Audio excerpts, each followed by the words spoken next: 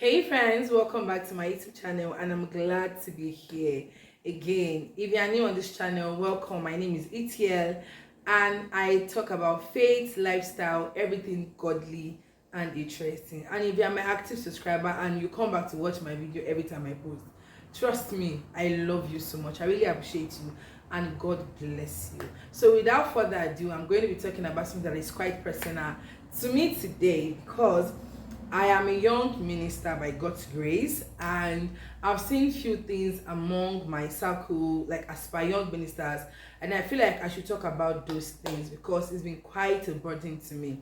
Now I have three, four, five things to talk about as a young minister, things you should do and vice versa. And I hope that this video meets you in a good place and it blesses you. So let's get straight to today's topic. So as a young minister, I have noticed that God has helped us, especially in this generation where we have a lot of young ministers getting out there to do things that God has called them to do and place them in positions that is significant. And it's just quite funny how we have few characters we need to work on, few characters that are not yet acceptable, but God has not yet exposed it. So I was having a conversation with a friend of mine who is also a young minister a while ago, and he told me about how some people are begging for invitation to churches to minister, and I was surprised. Like, why would you be begging for ministrations? Like, where is your pride? Where is your spiritual pride? Where is the grace that God gave you? Like, where is it? Why, as a young minister, the first thing I'm going to tell you is please don't beg for ministrations. God has given you this time for a reason. God has given you this opportunity to not yet get invitations for a reason. Figure out that reason and work on that. Have a time with God. See, time will come in years, 2, 3, 4, 5 years will come where you will have a lot of invitations and you will even be denying some. You won't be able to go to some because you already have so many invitations lined up. So now that you don't have invitations yet, now that you don't have so many invitations or any invitations yet, use this time to build yourself.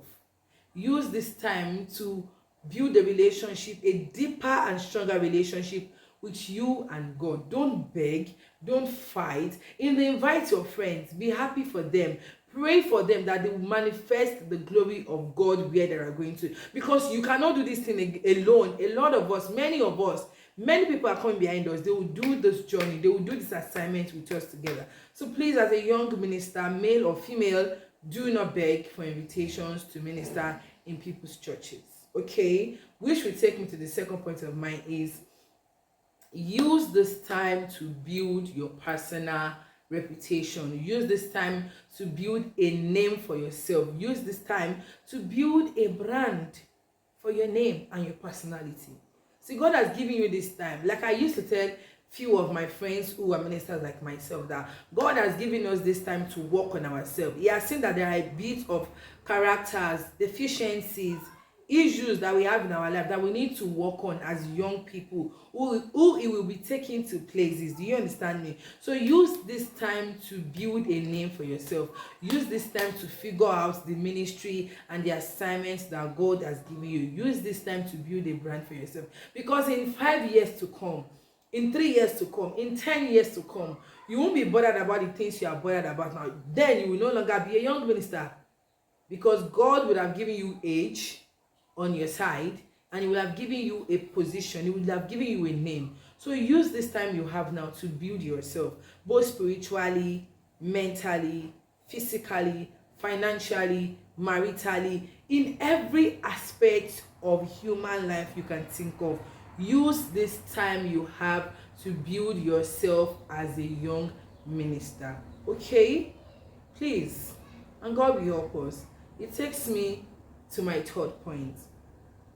Do not compare yourself or your assignment with other people's assignments.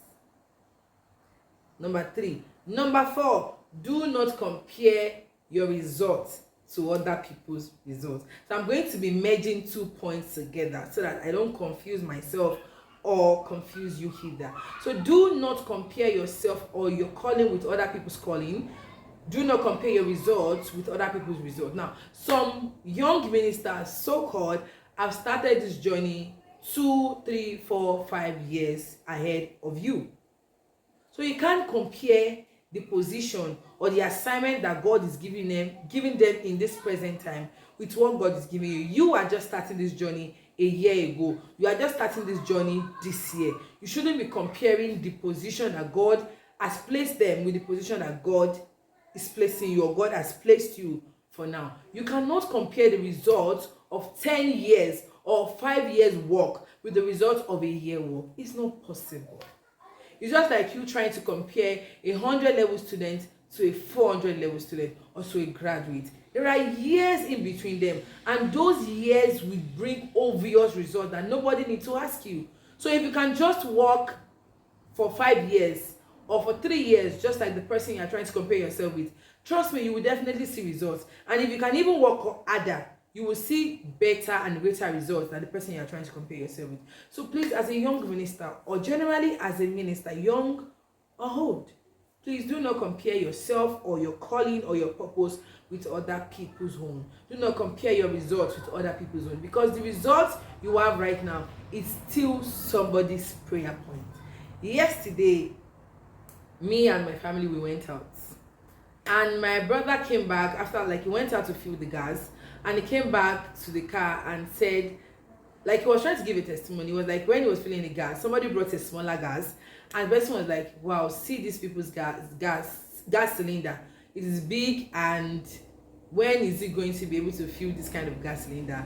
And when he entered the car and said that, everybody was just laughing, and it made us realize how grateful we should be, because gas cylinder might not really make sense, but that is somebody's prayer point. Do you understand me?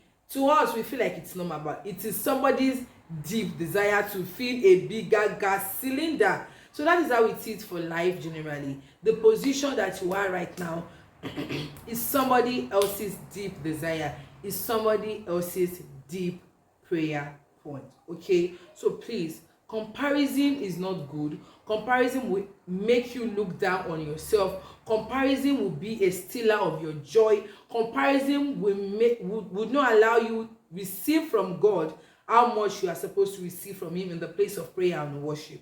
Okay, so please don't compare yourself. Don't compare your assignments, neither should you compare your results.